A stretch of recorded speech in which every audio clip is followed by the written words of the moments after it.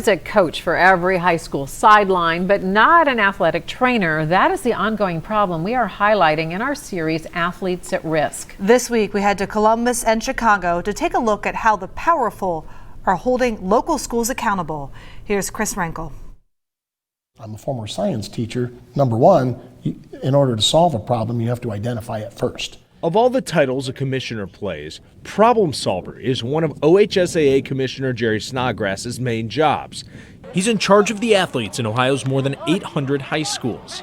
And there's one problem the most powerful man in Ohio high school sports can't solve: the lack of athletic trainers. It's not something that we can mandate. We're a voluntary member organization. We recommend, give guidelines, everything of the sort, but we cannot demand and require personnel to be hired by a school district. Down and in, up and out, good. It's a problem Tori Lindley has also identified. Good. Lindley, a college athletic trainer, serves as the president of the National Athletic Trainers Association.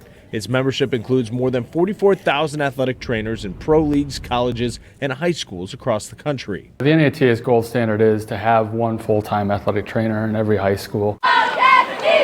Since 1994, the so-called gold standard set by the National Athletic Trainers Association has been one trainer per high school. That was after a study found that only 35% of public high schools had athletic training services. More than 10 years later, a current survey shows that number has improved to 38% of schools having a full-time athletic trainer.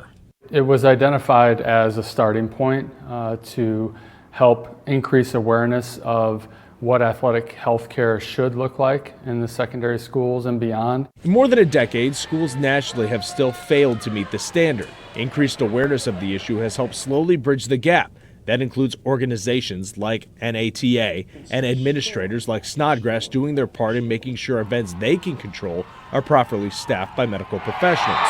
Touchdown. The NATA created a website called At Your Own Risk, which shows exactly the percent of schools in every state that don't have an athletic trainer. In Ohio, it's 19%. In Kentucky, 34%. In Indiana, 15%.